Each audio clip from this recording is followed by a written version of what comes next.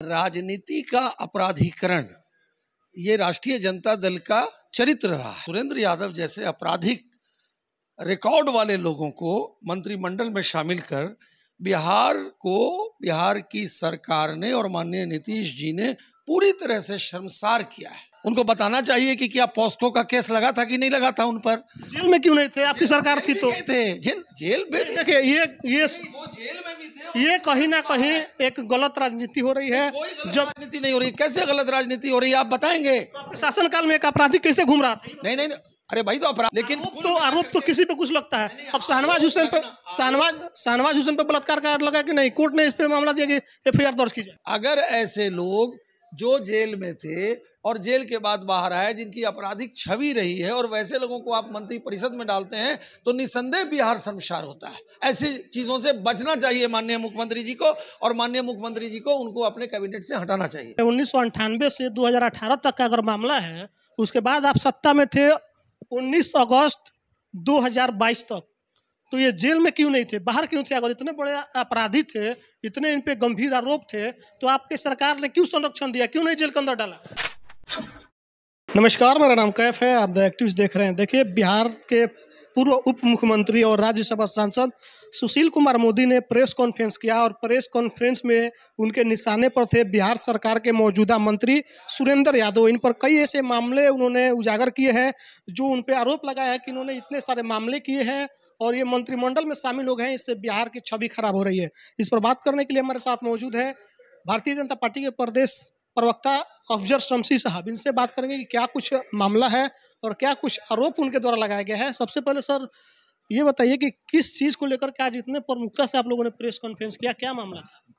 देखिए, राजनीति का अपराधीकरण ये राष्ट्रीय जनता दल का चरित्र रहा है, और इसमें कहीं दो राय नहीं है कि सुरेंद्र यादव जैसे आपराधिक रिकॉर्ड वाले लोगों को मंत्रिमंडल में शामिल कर बिहार की सरकार ने और माननीय नीतीश जी ने पूरी तरह से शर्मसार किया है। ऐसा कौन सा मामला है जिससे शर्मसार हो गया बिहार और बिहार की सरकार? भाई देखिए, सुरेंद्र यादव जी पर सेवरल केसेस हैं। अगर अब मैं उनका बोलूँगा तो चाहे वो बाल यौवन अपराध हो, महिला आरक्षण बिल को काफ़ी को उन्होंने किस प्रकार से संसद में फाड़ने का काम किया था, या फिर आप अगर देखेंगे कि अतुल अपहरण कांड था, मेडिकल छात्रों पर फायरिंग थी, तिलकुट व्यापारी से हिंसक झड़प कांग्रेस के पूर्व विधायक जिस प्रकार से किया था, उनकी पिटाई की थी, ये सब के मामलों में ये आरोपी रहे हैं सुरेंद्र यादव जी। और ऐसे लोगों को मंत्रिमंडल में शामिल करके माननीय नीतीश जी ने पूरे बिहार को शर्मसार किया है कि ये जो मामला कब हुआ था, पहले ये बताइए कि जितना आपने आरोप लगाया बाल यौन शोषण, महिला आरक्षण बिल को फाड़ना, या फिर मेडिकल छात्रों पर फायरिंग का मामला हो, पूर्व कांग्रेस विधायक प्रत्याशी के साथ मारपीट का मामला, कब का मामला है? देखिए, ये सब लगातार मामला है, एक दिन का तो मामला है नहीं, और ये लगातार पहले से मामला चलता रहा है। ये सेवरल टाइम जेल भी गए हैं, ऐसी बात तो नहीं है। ये जो इन पर जितने भी मामलात हैं वो एक दिन के मामलात नहीं हैं, और उन मामलात में ये सलाखों के अंदर रहे और उसके बाद बाहर हैं। तो ऐसे व्यक्ति को जो अपहरण के मामले में, रंगदारी के मामले में, पॉस्को के मामले में लगातार जो है। ठीक है, अब हम बताते हैं कब का मामला है। एक मामला जो है 1991 का मामला है, दूसरा मामला 2012 का है, तीसरा मामला 2014 का मामला है। अब आप सुन लीजिए जब बात कर रहे हैं तो, और उसके बाद का मामला 1998 का भी मामला है, 2021 का 11 का मामला है, 2018 का फिर का मामला है। अब बताइए कि 1998 से 2018 तक का अगर मामला है, उसके बाद आप सत्ता में थे 19 अगस्त 2022 तक, तो ये जेल में क्यों नहीं थे, बाहर क्यों थे? अगर इतने बड़े अपराधी थे, इतने इन पे गंभीर आरोप थे, तो आपके सरकार ने क्यों संरक्षण दिया, क्यों नहीं जेल के अंदर डाला? जेल के अंदर तो थे ही, ऐसा थोड़ी है। कोई आदमी अगर क्राइम करता है तो वो तो जेल थे ना, उनका सदस्यता आपने क्यों नहीं बर्खास्त? नहीं, जेल तो गए ही, ऐसा थोड़ी है कि जेल नहीं गए। लेकिन अगर मान लीजिए आपको सुप्रीम कोर्ट से, हाई कोर्ट से कोई बेल मिल जाए तो कोई जिंदगी भर तो जेल रहता नहीं है। लेकिन वो तो सवाल है कि जब जिंदगी भर जेल नहीं रह सकता है, तो मंत्री जैसे बना उसने शर्मसार कर दिया बिहार को। ये बिल्कुल नहीं, बिल्कुल राजनीति नहीं हो रही है, इसलिए कि उन्होंने ऐसा आपराधिक काम सब किया, जिसके कारण उनको मंत्री बना दिया गया, इसलिए बिहार शर्मसार है। वैसा लोग जो सेवरल टाइम जेल्स में जा चुका है, जेल में रह चुका है, बेल पर बाहर है, तो शर्मसार नहीं हुआ, बिल्कुल शर्मसार हुआ, ऐसी बात तो नहीं है। देखिए अब ये क्या हो रहा है कि आपको बता दें कि बिहार में जब से भाजपा समर्थित सरकार गई है, सुशील कुमार मोदी लगातार ऐसे मामले को लेकर के आ रहे हैं सामने, और लोगों के सामने रख करके कहीं ना कहीं मीडिया का फोकस अपनी तरफ करना चाह रहे हैं। ऐसा आरोप आज भी लगा है, राजद के नेताओं ने ये लगाया है। भाई राजद के नेता क्या लगाएंगे, उनको क्या जानकारी है? उनको बताना चाहिए कि क्या पॉस्को का केस लगा था कि नहीं लगा था उन पर।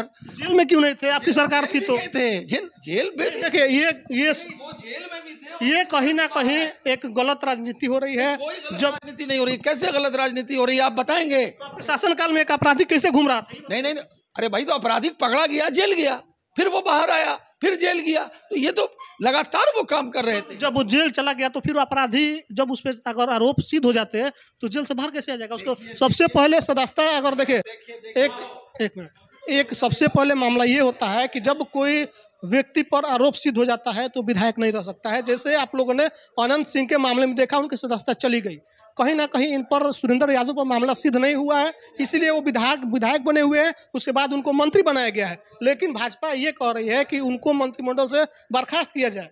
देखिए ये नहीं चलता है, दो तरीके का बात नहीं कीजिए। इन्होंने उनको जेल में नहीं डाला, लेकिन जैसे ही ये सरकार से गए, इनकी मांग है कि उनको जेल में डाला जाए। बिल्कुल शर्मसार हुआ है बिहार उनके मंत्री बनने से, और ऐसे लोगों को मंत्री बनाकर माननीय मुख्यमंत्री जी ने अपने गरिमा में झांक के देखा है कि वो कैसे लोगों के साथ हैं। A man known by his companion he keeps, ये आदमी जाना जाता है कि वो कैसे लोगों के साथ है। आज जिस मंडली के साथ माननीय नीतीश जी हैं, ये तो सारा बिहार सही माने में शर्मसार हो रहा है ऐसे लोगों को जिसको अनंत सिंह के बारे में क्या रहा है? अनंत सिंह कैसे व्यक्ति है? अनंत सिंह कैसे? देखिए सवाल है कि वो जानना चाह रहे हैं। नहीं, कौन नहीं जान रहा है बिहार का? कौन नहीं क्या है, वही तो बताइए, आप बताइए। कौन नहीं जानता है अनंत सिंह क्या है? कौन नहीं जानता है कि किस पर आपराधिक मामला है, कौन जेल में है, कौन बाहर है, कोई बेल पर है, कौन नहीं जान रहा है? पूरा बिहार जानता है। देखिए अनंत सिंह की एक तस्वीर हम आपको दिखा रहे हैं, के साथ थे तो ठीक थे, बाहुबली इनको कोई नहीं बोलता था, यही तस्वीर है। देखिए सुशील कुमार मोदी, मंगल पांडे, तर्केश्वर प्रसाद, ये तमाम लोग इनके नामांकन पर्चे दाखिल जब कर रहे थे तब इनके नामांकन में शामिल हुए थे, लेकिन जैसे ही राजद में गए बहुत बड़े अपराधी हो गए, और ये एक अपराध के मामले में बिहार के माफिया हो गए, इनसे लोग कांपते थे। लेकिन ये देखिए जो सुशील कुमार मोदी आज प्रेस कॉन्फ्रेंस कर रहे थे वो भी साथ में है, मंगल पांडे जी साथ में, तर्केश्वर प्रसाद जी साथ में, सभी लोग उनके नामांकन दाखिल में शामिल है। ये दोहरी राजनीति करके बिहार को कब तक आप लोग गुमराह कर पाएंगे? ये बिल्कुल दोहरी राजनीति नहीं है।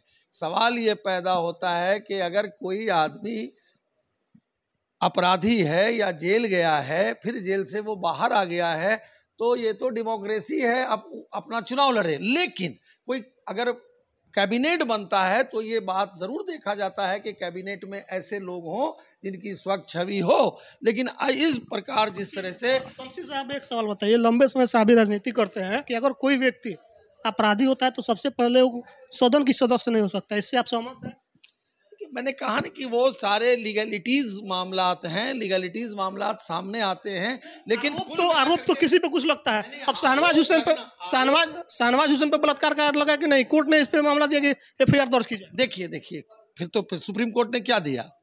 आप एक बात को बोल रहे हैं, दूसरी बात नहीं बोल रहे। मैं ये कह रहा हूं कि अगर कोई व्यक्ति जेल जाता है, आरोप लगता है, बेल पर आता है, तो इसका मतलब थोड़ी है कि वो पूरी तरह से स्वच्छ हो गया। तो कहने का मतलब ये मैंने एक बार स्वच्छ हो जाए, नहीं, कहने का मतलब ये है कि मैंने एक बार स्वच्छ हो जाए।